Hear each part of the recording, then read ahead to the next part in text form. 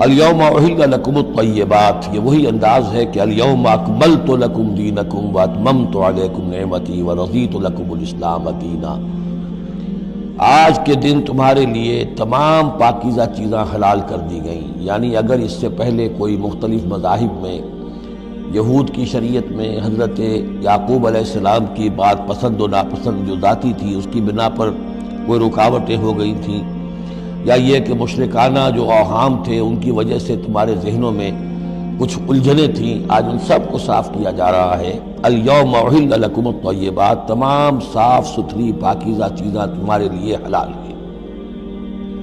وطعام الذین اوتوا الکتاب حل لکم، اور ان لوگوں کا کھانا بھی کہ جنہیں کتاب دی گئی تھی تمہارے لیے حلال ہے۔ لیکن اس میں ظاہر ہونا چاہیے کہ ان کا کھانا کہ جو ظاہر بات ہے کہ اگر عیسائی سور کھا رہا ہوگا تو وہ ہمارے لیے حلال نہیں ہوگا، مطلب یہ کہ ان کا گوشت ذبح کیا ہوا اگر ہو حلال جانور کا تو وہ ہم کھا سکتے ہیں، جانور حلال ہو، اور نمبر 2 کہ اسے ذبح کیا گیا۔ وطعامکم حل لہم، اسی طرح تمہارا کھانا بھی ان کے لیے حلال ہے۔ والمحصنات من المؤمنات، اور تمہارے لیے شادی کرنا بھی حلال ہے ان سے بھی کہ جو خاندانی خواتین ہوں اہل ایمان میں سے۔ والمحصنات من الذین اوتوا الکتاب من قبلکم، اور خاندانی خواتین ان لوگوں کی کہ جنہیں کتاب دی گئی تھی تم سے پہلے، یعنی مسلمان مرد جو ہے عیسائی اور یہودی خاتون سے شادی کر سکتا ہے۔ اذا آتیتموہن اجورہن، جب کہ تم انہیں ادا کر دو ان کے مہر۔ محسنین، نیت یہ ہو کہ انہیں گھر میں بسانا ہے، مستقل ایک خاندان کا ادارہ وجود میں لانا ہے۔ غیر مسافرین، صرف شہوت رانی کے لیے نہیں، صرف مستی نکالنے کے لیے نہیں۔ ولا متخذی اخدان، اور نہ ہی کوئی چھپی دوستی یاریاں بنانے کے لیے، کھلم کھلا نکاح ہو، ایک مسلمان مرد کسی عیسائی عورت سے، کسی یہودی عورت سے نکاح کر سکتا ہے۔ اس کے ضمن میں آج کل بہت سے اشکالات ہیں لوگوں کو، اس کے ضمن میں وضاحت کیے دیتا ہوں کہ جہاں تک تو شریعت کا اصل حکم ہے وہ تو یہ ہے، اور چونکہ شریعت محمد رسول اللہ پر پوری ہو چکی ہے، اب اس میں کوئی تغیر و تبدل نہیں ہو سکتا، لہذا اس کو منسوخ ہم نہیں کر سکتے، یہ تو قانون جو ہے قائم رہے گا، اور یہ اس کا جواز جو ہے، یہ اس کا جو کچھ لوگوں کو اس کے خلاف جو مصلحتیں نظر آتی ہیں وہ اپنی جگہ پر صحیح ہیں، لیکن اس کے باوجود قانون کو بدلا نہیں جا سکتا۔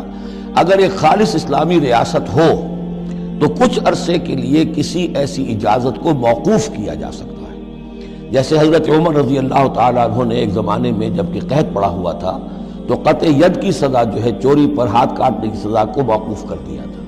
یہ حالات ایسے ہیں۔ اسی طرح سے عارضی طور پر کسی حکم میں، کسی ایگزیکٹو آرڈر کے ذریعے سے، اسلامی حکومت کے کسی عارضی حکم کے ذریعے سے کوئی پابندی لگ سکتی ہے۔ مثلا چونکہ صورتحال یہ ہے کہ مسلمان مردوں کو اجازت ہے عیسائی اور یہودی عورتوں سے شادی کی، مسلمان عورت کی شادی نہیں ہو سکتی کسی بھی عیسائی یا یہودی مرد سے۔ اب اس کی کیا علت ہے کہ عام طور پر سمجھا یہی جاتا ہے کہ مرد غالب ہوتا ہے، لہذا اس کا امکان ہے کہ وہ اپنی بیوی کو سیدھے راستے پر لے آئے گا، نہ یہ کہ اس کی بیوی اسے غلط راستے پر لے جائے گی۔ دوسرے یہ کہ اس زمانے میں اولاد ہوتی تھی مرد کی، تو گویا کہ ثابت تھا کہ جو اولاد ہوگی وہ ماں پر نہیں ہوگی، عیسائی نہیں ہوگی، یہودی نہیں ہوگی، بلکہ وہ مسلمان ہوگی۔ دوسرے اس وقت مسلمانوں کا غلبہ ہو گیا تھا، اور یہودی عیسائی جو تھے وہ ان کے گویا کہ تابع ہو چکے تھے۔ نفسیاتی اعتبار سے یہ دونوں صورتیں اس وقت بدل چکی ہیں۔ آج مسلمان مغلوب ہیں، یہودی عیسائی جو ہیں ان کا پلڑا بھاری ہے دنیا کی سیاست میں اور دنیا کے معاملات میں۔ ویسے بھی مرد جو ہیں وہ کمزور ہو چکے ہیں اور عورتوں کا غلبہ ہے۔ اس حوالے سے مناسب یہی ہے کہ یہ شادیاں نہ ہوں، لیکن حرام ان کو ہم نہیں کہہ سکتے۔ البتہ کوئی اگر اسلامی ریاست کہیں قائم ہو جائے تو پھر وہ وقتی طور پر، جب تک کہ حالات میں کوئی اور تبدیلی نہ ہو جائے، مصلحتوں کے پیش نظر اس اجازت کو عارضی طور پر منسوخ کر سکتی ہے۔ وَمَن يَكْفُرْ بِالْإِيمَانِ فَقَدْ حَبِطَ عَمَلُهُ، تو جس شخص نے ایمان کے ساتھ کفر کیا اس کے تمام اعمال حبط ہو گئے۔ اب اس میں اشارہ اہل کتاب کی طرف بھی ہو سکتا ہے کہ پہلے وہ صاحب ایمان تھے، جب تک محمد الرسول اللہ تشریف نہیں لائے، جو حضرت عیسیٰ کو مانتا تھا وہ مومن تھا، جو حضرت موسیٰ کو مانتا تھا مومن تھا، لیکن یہ کہ اب اگر وہ نہیں مان رہے تو گویا کہ وہ کفر کر رہے ہیں۔ اور دوسری یہ کہ کوئی شخص ایمان کا مدعی ہو کر ایسی حرکتیں کرے کہ جو کہ کافرانہ ہے، تو اس کے تمام اعمال حبط ہو جائیں گے، وَهُوَ فِي الْآخِرَةِ مِنَ الْخَاسِرِينَ، اور آخرت میں وہ ہوگا بڑے